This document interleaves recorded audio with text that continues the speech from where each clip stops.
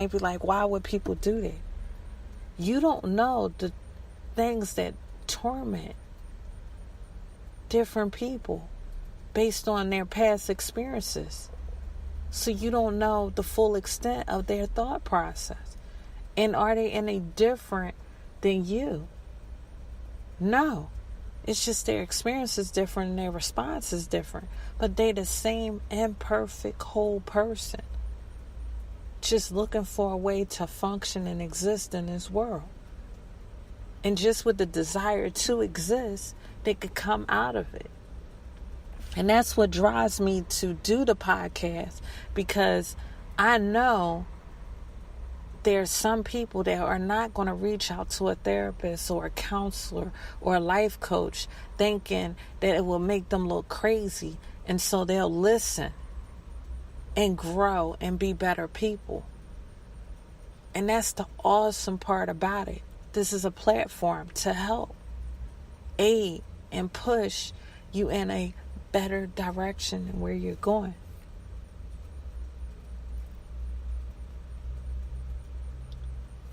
There are so many things that go on in people's past childhoods that no one would never know.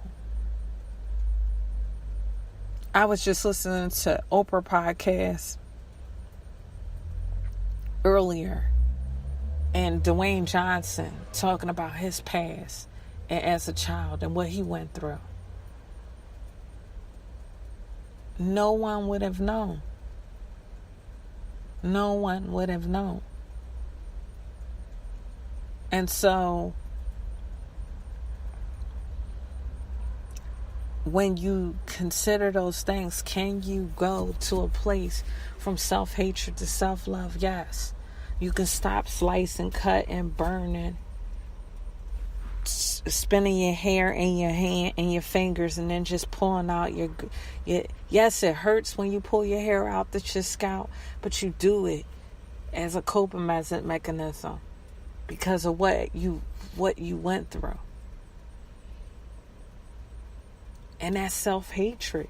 All those things that you're doing to yourself is self-hatred. Because if you loved yourself enough, you wouldn't take yourself through it.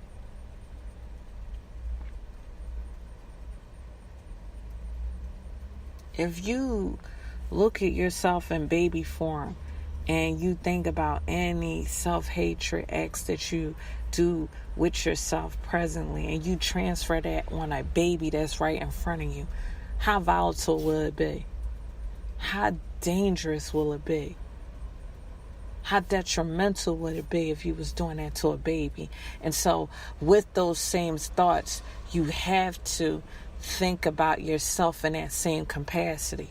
You have to. Why? Because the brain, the heart are very fragile. You are very fragile as an individual. Yes, resilience can occur. Yes, you can become determined. But that does not negate the part that makes you human. And some of the most resilient people still move forward with tears in their eyes, but they move. And that's what makes them resilient. The resilience is not found in them just being stagnant. The resilience is found in them after shedding that tear, choosing to say, okay, this is what I gotta work through, and I will work through it and push forward towards it. And that's where resilience occurs. Relentless. Unwilling to give up. Days and nights might hurt, but you might become relentless and say, you know what, I'm not going to give up. You don't give up on self. You don't give up on self. And so there can be the 20th day where all of a sudden you want to start self-loving, and don't make you any less of a person. but identify with the self-hatred activities that go on in your life, label them such, and move through it and process it, and then terminate it so you can go to the self-love area and start loving yourself instead of hating yourself.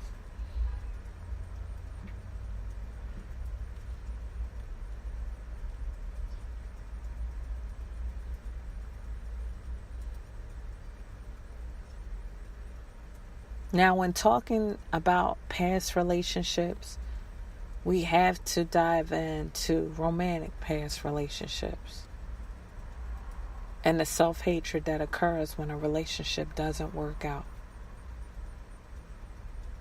The different things that you might feel. And you begin to mislabel it because the feeling is so intense. Out of every relationship you end, whether good or bad, there's a grief period that goes on. That grief period could be short, that grief period could be long, but it's based on how much value you put in that specific person. That's why it's just healthy after you get out of a relationship not to jump into another relationship.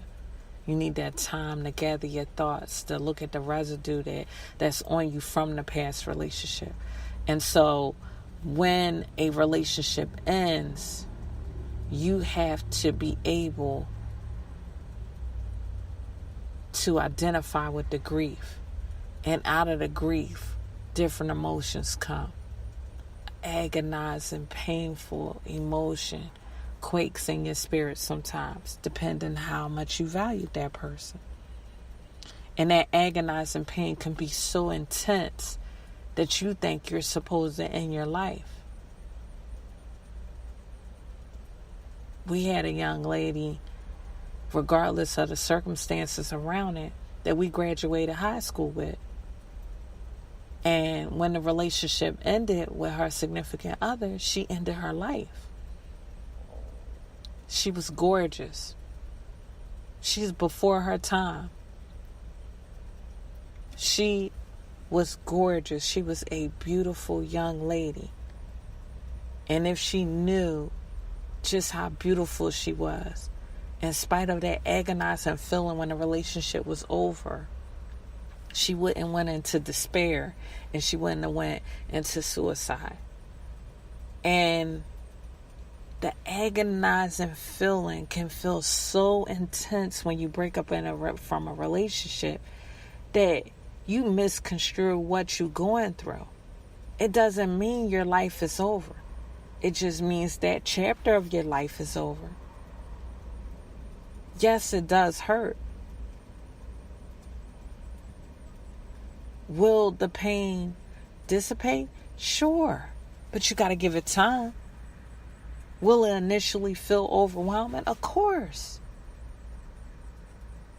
Look at how many years you invested or how much time you invested. That agonizing feeling is real because of the value you put in that person.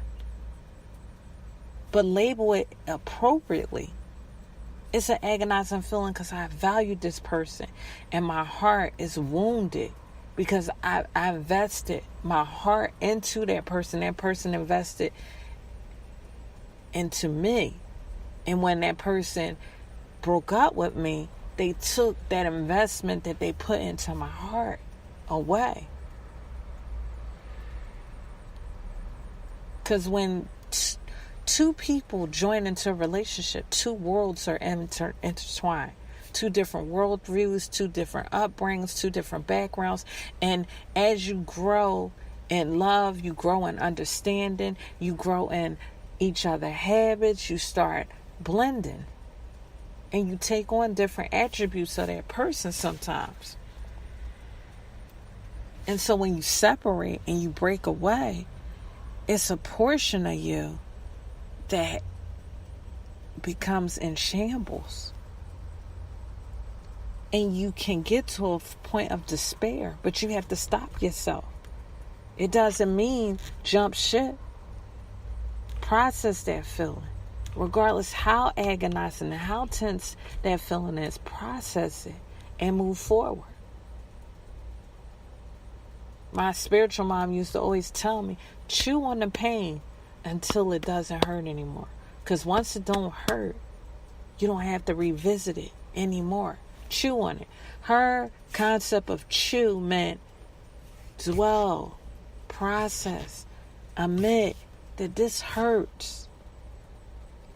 It's agonizing. And why does it hurt? Why is it agonizing?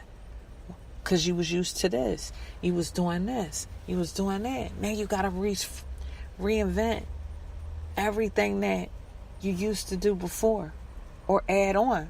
Because sometimes even if a relationship doesn't work out, they can make you a better person and you gain different characteristics that'll make you better and thrive better in life.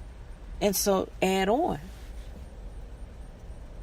And this is the reason why the agonizing feeling is beneficial to process in an appropriate way.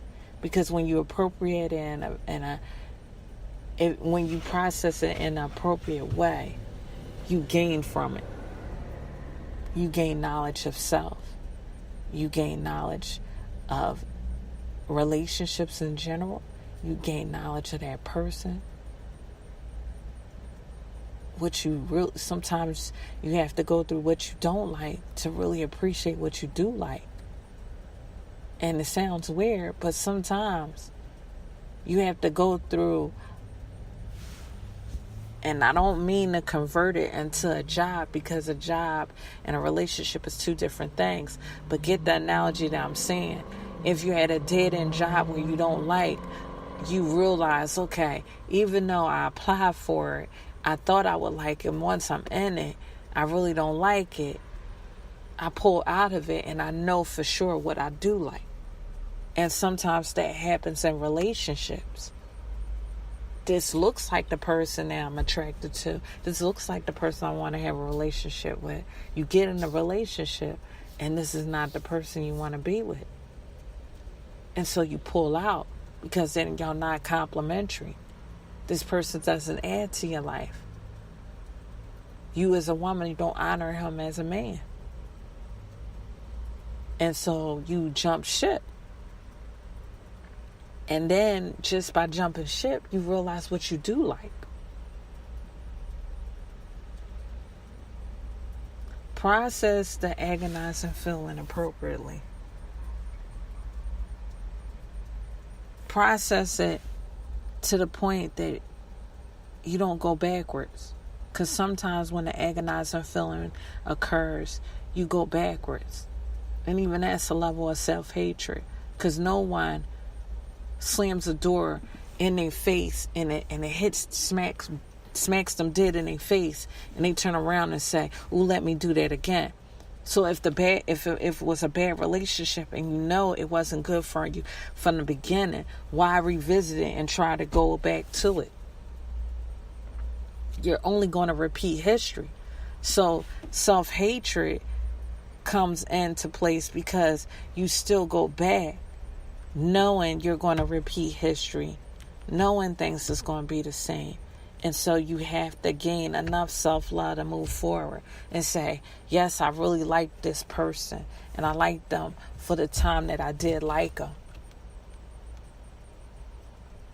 But going back will only entertain the person that I was when I was in a relationship, and entertain the person that they was when they was in a relationship. And I technically didn't like that. These are things that you have to process in your head. This is called emotional management. Because if you have good emotional management, you have good relationship management. You know how to categorize people as such. The past is literally that, the past. You don't make it any more than what it is. And when you do that, you can be good for the present and good for the future.